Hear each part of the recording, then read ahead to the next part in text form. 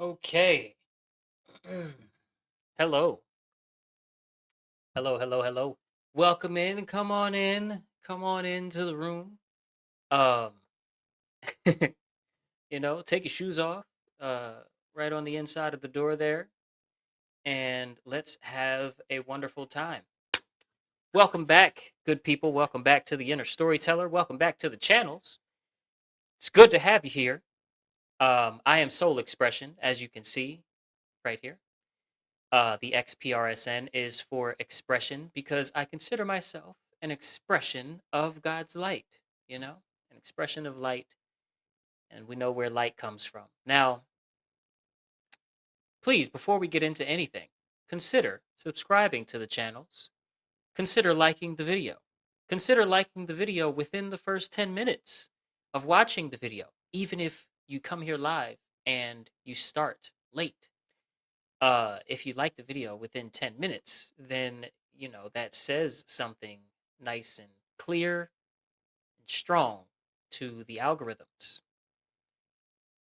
And I heard through the grapevine, through the is any other fruit growing a vine? Through the other vine and the grapevine, I heard that if you like the video, especially if you like it within the first 10 minutes,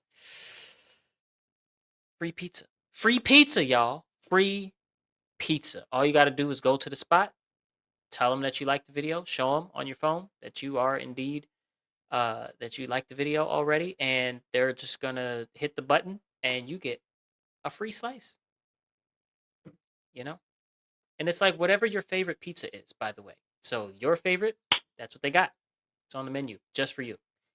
Also, if you are here, then you are in for some real conversations. Okay? As I joke with you about pizza and liking the video. We talk about natural law. We talk about religion. We talk about money. We talk about anarchy. We talk about culture. Um, how mankind is manipulated from the shadows by forces that don't have our best interests at heart. And today, we are going to be reacting to Candace on the Shawn Ryan show. She has caused a bit of a ruckus. She indeed has caused a ruckus online.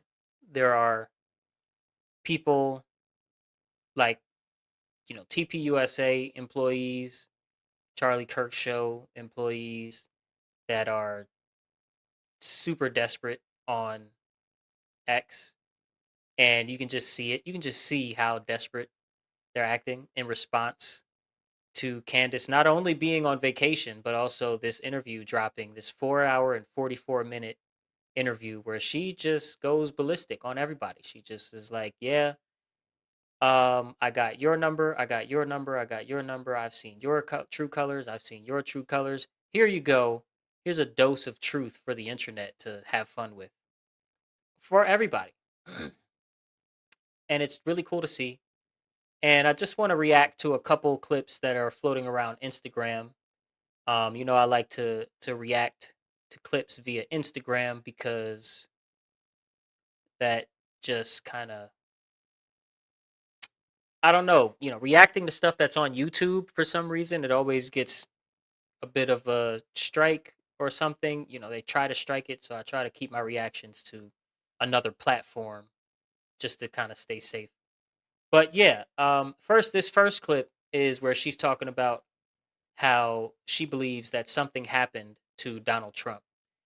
And before we even listen to what she has to say, because what she has to say makes a lot of sense to me, I want to address some of the comments here on the side. And I don't know if you guys can read them, but a lot of people are like, nothing changed with this guy Trump. Actually, he nothing changed. He was always like this, and all of the Democrats knew this the whole time. And that is the biggest crock of shit. That is just not true in the slightest, because we remember, by we I don't mean that I'm a Trump supporter or ever have been, but I remember the time on the internet where the conservative crowd, the MAGA crowd, if you will, would talk to the Democrats, whether they were Democrats that were actually seated congressmen and congresswomen, or Democrats that are voters, or somebody sort of in between, some sort of secretary or local government or something like that. And the conversations that were being had about, let's just say like Trump's first term, or the COVID voting practices that are said to be the reason why Biden, stole the election, right, in 2020 or something. When those conversations were going on, and again, I'm not in the left versus right.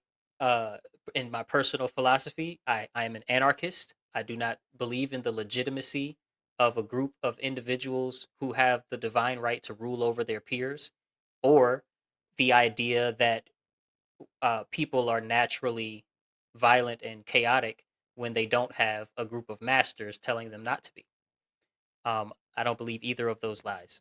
But on the internet, it is funny to watch stories play out, and the left side of of those conversations was 99% the dumber side, the side coming with only emotion and only fear and only um, unsubstantiated attacks and only labels like racist and whatnot.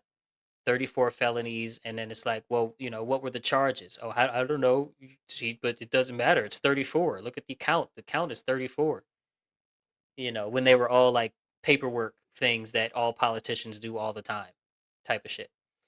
And those conversations are in my memory. And then I look at a comment section like this, in response to Candace Owens, and she's like, something happened to him because da da da da. She's going to go through this logical chain of events that would suggest that he was compromised by real concrete actions that he took, and that he, moves he probably shouldn't have made to win.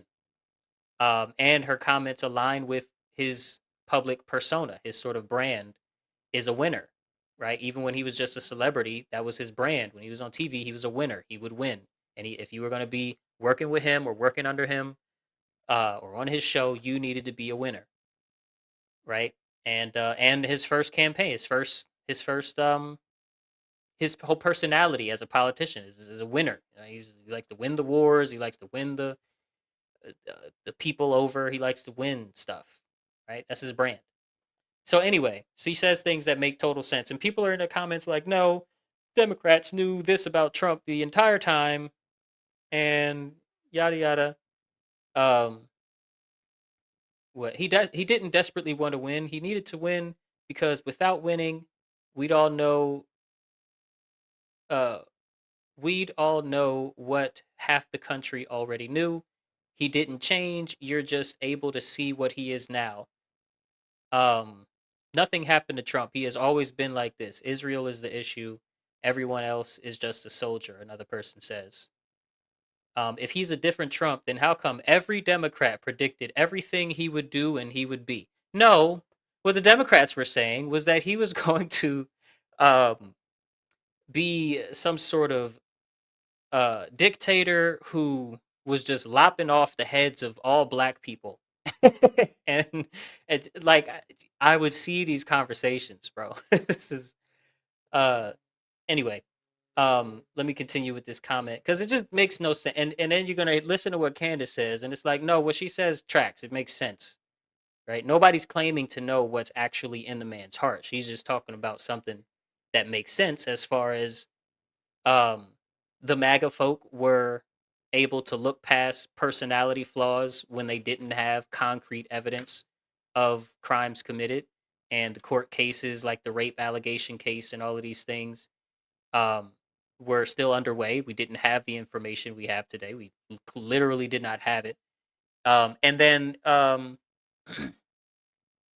uh, what he actually did this this go round, this campaign, in order to win, and what the results that we can see actually are. So check out what she has to say. Also, there's some video editing put in here, that kind of support her uh take, but I don't think in a biased way. I think it's in an objective way, but that's just me. Let's hear it. What you got to say?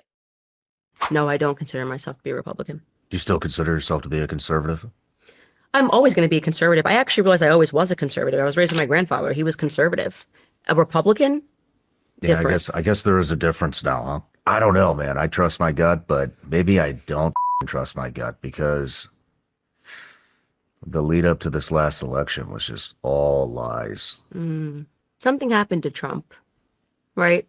The person that I think I placed stock in was Trump, and we got played. I mean, there's no other way to say it. And the obvious answer is I think that Trump desperately, by any means necessary, wanted to win again. Look at Ben Shapiro. Look at Ben Shapiro smiling. Oh my goodness, these people. These people. Sometimes you just look at somebody and you just know things, but I don't know him personally. but just clown, just total clown. Next to the ringleader. But yeah, hoodwinked, bamboozled. She said we were played. Nothing else to it. We were played. We were taken for a ride. Felt the election, like many people do feel, was a stolen from him in 2020. COVID, changing the way we vote. I totally agree with that, by the way. And his entire life's mission then transformed into I will do anything to win again, including making a deal with the devil and selling my soul. If you didn't know who that lady was, I believe that was Miriam Adelson. And if that lady wasn't Miriam Adelson, that's definitely who Candace was talking about in that little segment. And the deal with the devil, I believe, was to the tune of hundreds of millions of dollars. Um, and it's alluded to, it's rumored, allegedly, maybe perhaps, that it's tied to a demand for what they actually physically did to Gaza and what they did and are doing to the West Bank, basically annexing the West Bank in the sort of Greater Israel project in general. That sort of thing is rumored to be tied to these hundreds of millions of dollars that supposedly, allegedly came from the Adelson family, which runs Vegas, the city of sin. You know, some powerful people. That's what you think happened. And he took 300 million from Miriam Adelson, something that he once mocked Marco Rubio from doing.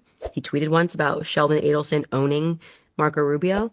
You don't take 300 million from people who run Vegas and tell them no about anything. And so Trump is not his own man, plain and simple. Trump is not running this administration. Now I think he probably has a little bit of regret taking the money. You think so? I think so. I don't think he likes not being his own man. I think that's what a lot of the lashing out is about. That they don't know what the they're doing. Do you understand I that? think Trump, at his core, wants to be liked, and I think he knows he's not liked right now. And if you know anything about a narcissist, if you know anything about a narcissist, then not being liked. Ooh, that's not gonna go well. That not being liked thing. You can't tell a narcissist that nobody likes you and not expect to fight. Right? And yeah, yeah. It doesn't mean that you can't have thick skin, but they're going to lash out, and there will be signs that they are so heavily affected when you're dealing with somebody that's got the ego the size that Trump has, or any of these so-called presidents that see themselves fit to rule over their peers. And apply the rules unevenly and all of the rest of the things that government always does, no matter what country it's in. Um,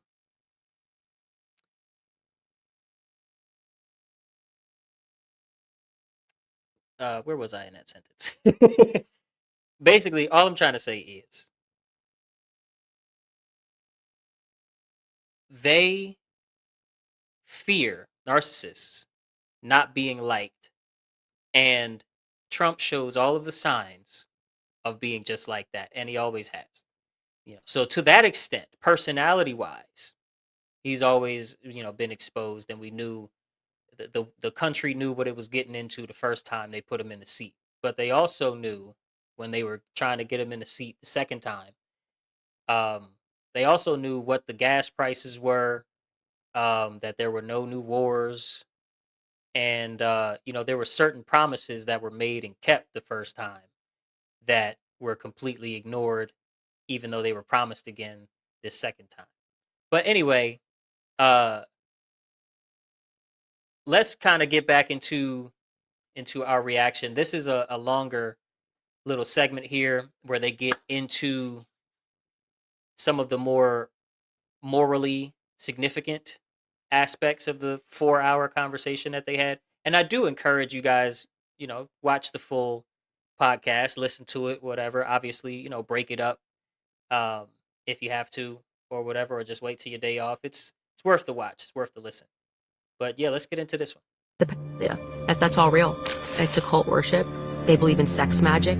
These people wrote extensively about the sex parties they were having, that they were summoning demons. The craziest part is the people that protect them. That's hard to know, that people I come up with in politics will look the other way for the right price. Everyone knew what Epstein was doing, and then he was protected, and they knew they went to prison. I think about this shit all the time. I got a hot question for you. So we had Claude scrape the internet. So as you can see, we already starting off with calling out who's behind the Wizard of Oz curtain. Right? Who's behind the Wizard of Oz curtain? And yeah, the dark occult, the covert religion, as it were. For the most viral question, and here it is. This week, a hacktivist leaked the membership of Dialogue, a secret invitation-only society Peter Thiel founded in 2006, with a roster that reportedly includes a sitting Treasury Secretary, senators, and military and intelligence officials. So here's Intelligence officials, Treasury Secretary, military guys. So they all join these. Sometimes they're secret. Sometimes they're only secret by way of they don't give out any information, and um, they don't have like a public facings anything. But other than that, all their paperwork is kind of public, and not necessarily secret. But they make these secret little groups. They come together and they plan what they're going to do by bringing together the exact um, policy making seats into the same room, at after 5 p.m. In these secret locations. You know what I'm saying? the question. Have you looked into this at all? And what's your take? What's the group called? Did they find out the name? Dialogue. Oh, it's called Dialogue? I mean, my general instinct on Peter Thiel is no. His name is an anagram Real for the talk. reptile. It's a no. He appears in the Epstein files so much after lying to Joe Rogan and saying like, oh, he helped me with some math stuff. It was weird. The emails were weird. It seems like they're like meeting up for dalliances and all across New York City. It's just weird. It's very strange, the emails, and it's a hard. Did she say dalliances? What is a dalliance?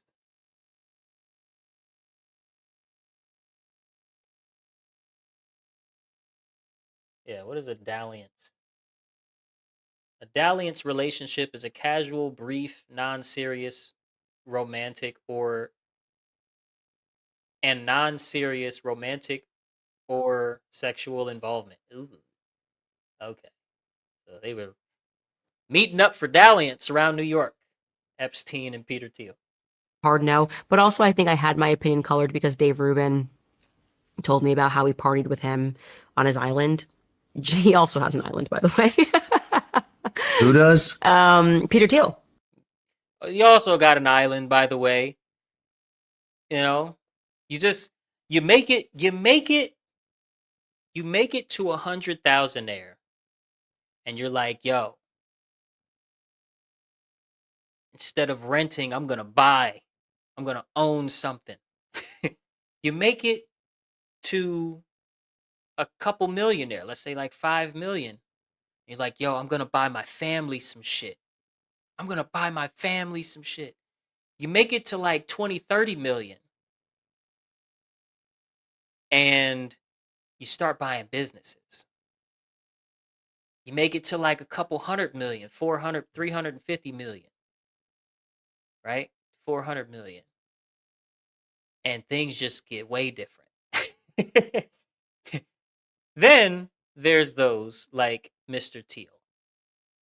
Let me see, what's the net worth of Peter Thiel right now? Peter, Thiel, net worth. And of course, private worth, 27.5 billion. 27.5 billion dollar. What do you do with 27.5 billion? Your average man cannot imagine the lifestyle of having $1 billion to your name. It's just too much, right? You imagine, you know, I'm a millionaire is like this thing that we want to reach. And a million is infinitely closer to zero than it is to a billion when it comes to dollars, when it comes to something that goes up like uh the linear way that we do the math when it comes to money. And like $27.5 billion. And the half matters, right? $500 million is $500 million.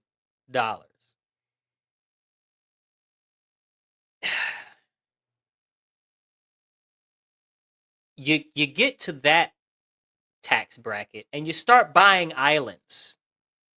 Okay? You're not buying businesses anymore. That was last year.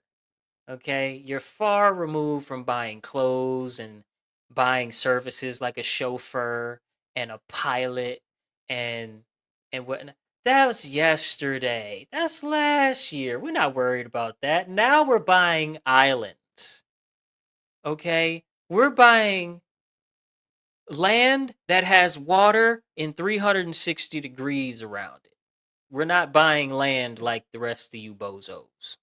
We're buying islands. And it's like, you remember that video from yesterday's episode, where the guy bought some land here in the United States. He built a treehouse, beautiful treehouse. Took him 4 years of his life to build himself a home on his land. And then, because his parents were gonna build on the same land, and it's over 100 acres worth of land, the government said you can't live in your house that you've spent 4 years building until your parents' house is finished and we get this other paperwork done. You can't live in your house. You will be fined and in debt and possibly jailed for living in the house that you built on your land if you live in it before we say you can live in it. Right? And you got people buying islands. For what? For what, by the way? Right? Where does the $27.5 billion actually come from? Because I don't think it comes from, businesses and people buying their product and them, doing, accounting and a little bit of investment here and there. I don't think that that's where you get $27.5 billion. But you know what? I'm not here to diagnose the issue. I'm just here to talk some shit. Let's keep going. Peter Thiel got an island. I He's got learned an this from island Dave too. Rubin. And Dave Rubin told me the story that still lives inside of me. Um, and he'll deny it, but Peter Thiel will hear this and know I'm telling the truth because I couldn't have known it otherwise. But him and his husband went to Peter Thiel's island, which is in like off the coast of Hawaii. He just kind of bought an island. This is what you do at a certain level.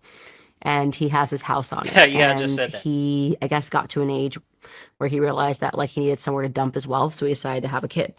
Got a surrogate, whatever. And he said it was the weirdest thing because once his son was born, they all were there on the island, and Peter Thiel is building a house next door for the nannies to raise the child. And he said when they brought the child around the table at his house, they basically like the servants were like presenting the child, and Peter was just sort of like looking at the child, like, yes, yeah, there he is, or whatever. And it was like very strange and detached, and that, they partied with Peter Thiel. And I'll leave it at that. But I had my opinions about who Peter Thiel is was shaped about by Dave Rubin. It's not a guy that I want in authority to make any decisions whatsoever. And yet, here we are, good people. Here we are in the time of the Thiel. Here we are in the time of the Thiel. And like, let's not forget. Oh, not that one. Sorry. I'm trying to pull up my next there we go. My next clip from the interview. We are not fighting merely a spiritual war against these people. We are fighting a physio-spiritual war against these people. We have to take physical action. Okay? We have to do a little bit of reading. We have to do a little bit of reflection. We have to do a little bit of coming together and learning the names, the aspirations, the struggles, and where we can help of our neighbors. Okay? Especially those of us that don't live necessarily in like apartment communities where you probably have a lot of safety reasons why you don't want to trust people like that. But if you live in a house, okay, it's very important. And we have to take real world action to start growing our own food, collecting and cleaning our own water against the will of the city ordinances. We have to just do it. They cannot and would not try, wouldn't even attempt to get everybody on the same, for the same crime on the docket,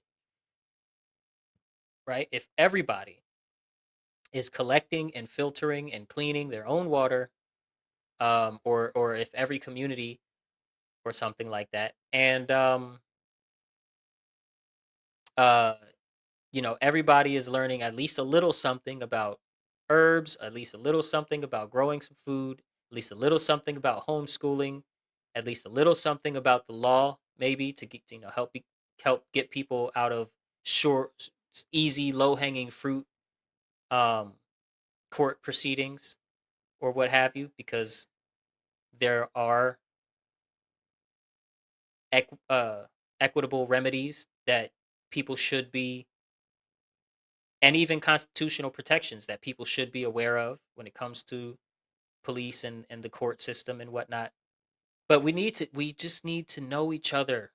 We need to care more about each other than we do about the job that hates you and the paycheck that's never enough. And just the clinging to the story that if I don't do it their way, you know, the only answer is I have to die. Not there's also answers where we come together and we challenge them outright and we stand up to our peers and say, "No, you don't rule me actually." But it's Saturday. Let's not get too emotional. Let's get back into our reaction. I love this clip. this is where they're actually talking a little bit about the Tyler Robinson case. Um, what happened on September 10th with Charlie Kirk. Let's check it out. Tyler Robinson did not murder Charlie Kirk. I think he played a role. He picked up clothes and he dumped them behind the Dairy Queen. I think his That Dairy Queen shot, man, the internet was mad when she dropped that. We were not supposed to see that Dairy Queen shot ever, because the story was he changed his clothes before he took the shot. He took that maroon shirt off, changed his clothes into some tactical gear or to some all black stuff, went up the stairs, right? You remember they gave us the grainy photos with the guy with the sunglasses and the hat on going up the stairs, and he had changed clothes by that time. That was the initial story, right? And now, when Candace dropped that Dairy Queen shot and he's got the maroon shirt back on, they're like, "Oh man." Oh fuck. Anyway, Lance Twigs, the roommate that was never expected to survive in the story for this long. I mean, yo, if y'all are following this story, y'all know Lance Twigs is conspiracy theorists like target number one. roommate Anyway. is a federal asset, Lance Twigs. The police didn't even question him. You could easily set up somebody that you're dating. I do not believe that. Yeah, the police didn't question him, and just a few days back, maybe a week or so ago, the judge in the case decided that they were going to allow in the pre-trial hearing a videotape or audio tape of Lance Twigs testifying against Tyler Robinson, and they denied the defense's request to subpoena for Lance Twigs to come in for cross-examination, meaning the prosecution gets to present an audio tape of somebody who is alive and well,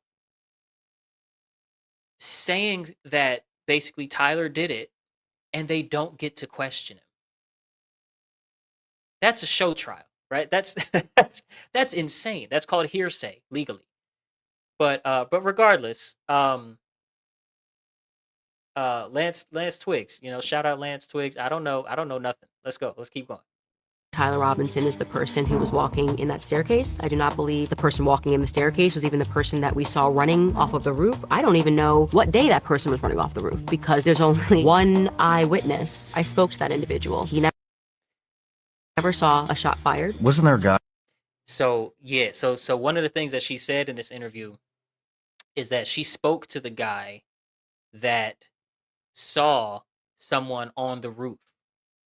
There was a video and it was going around X, at the time, and Coach Colin covered it. I believe Ian Carroll covered it. Um, Baron Coleman might have covered it, but basically there was a guy and he caught this video. He either streamed it, like he went straight on live, or he just took the video and posted it on Instagram.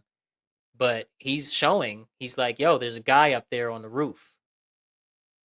He said he never saw the guy on the roof take any gunshots, which is very important.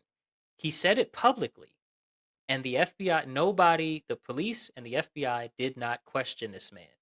Candace got to talk to him, and he told her, never saw him took a shot and whatnot. And so when she says, I don't even know if this guy running across the roof is running across the roof on September 10th. I don't even know what day this guy's running across the roof. She's not tripping, y'all. She's not tripping. I said he did it. I call him decoy boy number one. So George Zinn instantly gets up, says he did it, his pants fall, and people are recording him, and it creates just a bit of a distraction. He went to the hospital to get treated for some mild injuries. He told the nurses that he was paid to do it, but he didn't know where the money was coming from. Tyler Robinson told the nurses he was getting paid, but I don't know who's paying me. But you got to pay me for more information than that, lady. Crazy, right? And there's also they were looking into the military background of George Zinn, the military background of a whole bunch of actors that day, actually. Obviously a whole lot of people on Charlie's security team have military background, but that's normal for a security team. But all of the friends, and there's a lot of people that were wearing maroon shirts that were on campus that day for that particular event. Um, and everybody that got looked into, oh, and all of the people that did the initial TV interviews, the interviews that made the television. You had the blonde girl that had two different stories, right? At first she said, yeah, he got shot in the chest and there was blood coming, you know, that was all over his shirt from his chest wound. And then a couple hours later, to another camera, the same girl says, yeah, he got shot in the neck and then blood came out and spilled on his shirt from his neck. Right. And first she was like, yeah, no, he got shot in the chest. And we all saw it and I was right there and it was crazy and all his blood came on his from getting shot in the chest, near his heart, I think she said. Right. And then a couple hours later, she's like, yeah, he got shot in the neck. Um, Her family tied to the military. The guy that um stopped that pushed and shoved the one boy from doing an interview on September 10th, like on campus as some of the chaos was still happening. The one that stopped him and then was on TV later, like 3 days later himself telling the, 30-06 didn't go through the neck story or whatever. Um, he's tied to the military. It was crazy. It was crazy. Everybody that was allowed to do a TV interview regarding this was tied, or them themselves or their families was tied to the United States military.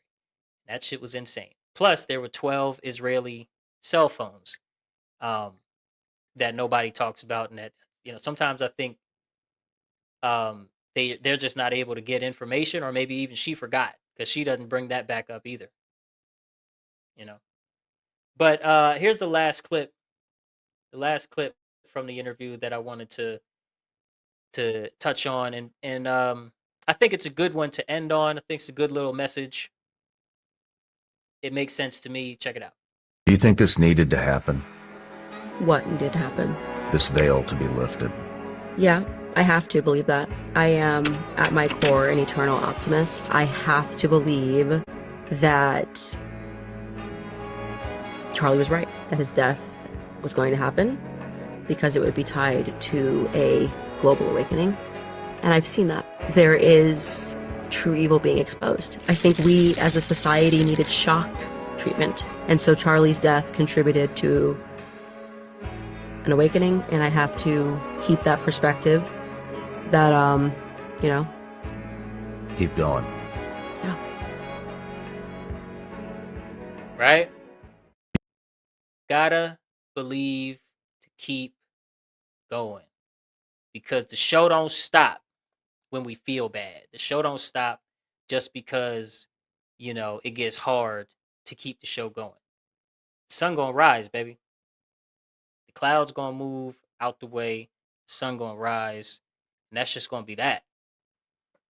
Whether we all go to hell, or we survive, or we learn to treat each other baby and better and make heaven on earth. Um, it's up to us, right? And like I always say, our mission is not to force other people to do right by humanity.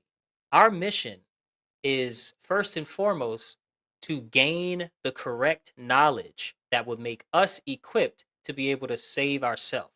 And I don't mean that in any type of disrespect to people that think they're supposed to be saved from Jesus Christ or something. That's fine. You can believe that. I'm just saying you have to gain the right knowledge to be able to walk behind Jesus, to be able to walk the path of right action.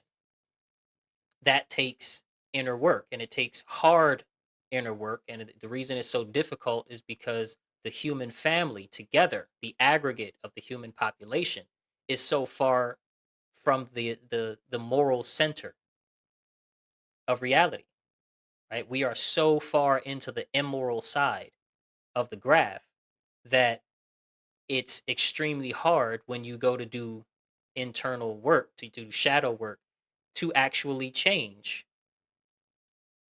because the conditioning that you don't know you're being conditioned in your adolescence, in your first couple years of being alive, you don't know how bad you're being manipulated, and how good the mind control techniques of, let's say, the television and the smartphones are. You have no idea how much they are inundating your, subconscious and your mind with their programming. And by the time you figure out that everybody is under the spell and you go to work on yourself, there's this huge isolation period that happens, right? This period where you don't know enough to tell everybody the truth as like some sort of preacher, and at the same time you know way too much to hold a normal conversation and just be like okay with how bad the lyrics in rap music are, or how how we have these politicians that we keep paying taxes to. They're paid from taxes that we keep paying our paycheck to, and yet we got all of the millions of documents of a lot of them saying in writing, yeah, we eat kids on islands and in tunnels in New York. Yeah, we eat kids. And we just go to work like, and I'm not saying, F your situation, stop going to work. You should. I'm just saying we do have the choice at all times to learn the names, aspirations, struggles, and stories of our neighbors, come together as a community and figure some shit out when it comes to growing our own food, filtering and cleaning and collecting our own water, sheltering each other, and being there for each other. We have that choice.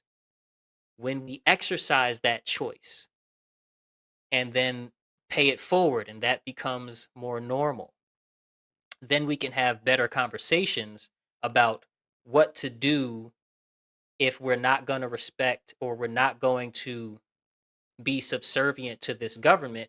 Well, what does it get replaced with? We can't have that conversation yet because we don't have any skills to do the replacing.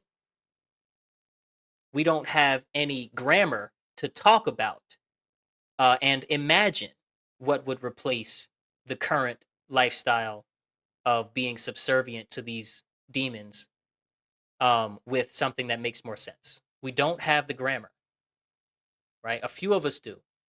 I'm still building mine, but we do not have the facts, and we don't have the time. Now, I'm not going to say that we don't have the time, meaning like it's doom and gloom and we should just like curl up in the fetal position, build our own, build a bunker in the dirt outside, out back, and just curl up in the fetal position and wait to die. I'm not saying that we don't have time in that sense. I'm saying we don't have time in the sense that if there's no fire lit in you to be a more moral person in this immoral world, despite it not seeming like the world is getting more moral, then you are a part of the problem. That's what I'm saying. You cannot be walking around here with no fire toward change, and expect a better result. I mean, you can, but you can't do that and expect a better result, right? Expect us not to be fed to the slaughterhouse. Um, and it's not all bad, right? There's tons of beauty in this world, right? I got a 2-year-old daughter. Um, I'm not saying it's all bad, and I think we're gonna get it together one day. I just don't think we have the time to dilly dally in our mission to leave our children with a better world. With that being said, um, thank you all for joining. This is, I think, the most live viewership that I've had on the channel. So I do appreciate you guys' time. We if you are here, okay, if you end up subscribing, if you like the video, and you come back, then you are in for real conversations, good people. We talk about natural law, we talk about religion, the good, the bad, the ugly, and the great.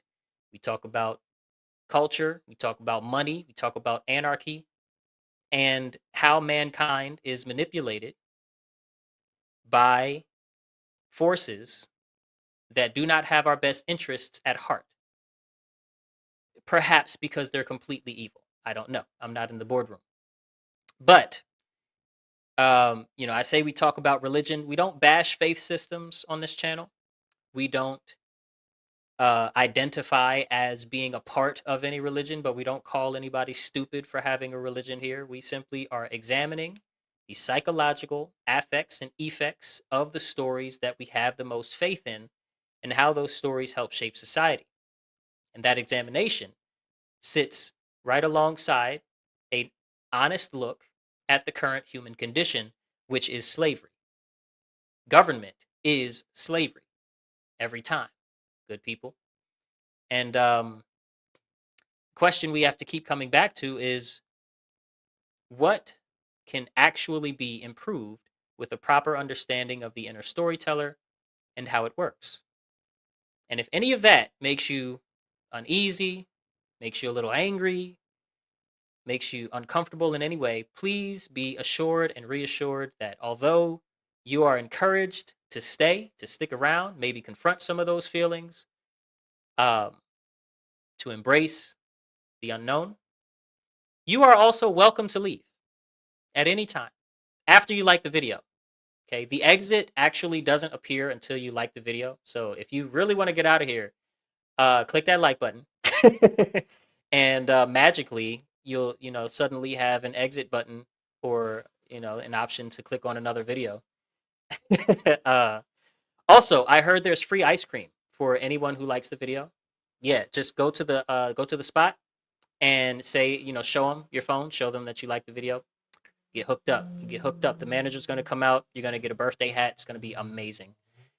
Other than that, please let me know in the comments, what you thought, what you think about the interview, if you saw the interview, some things that you might want me to cover inner storyteller style next week. As you know, Saturdays are chill days. We do our little reaction kind of series.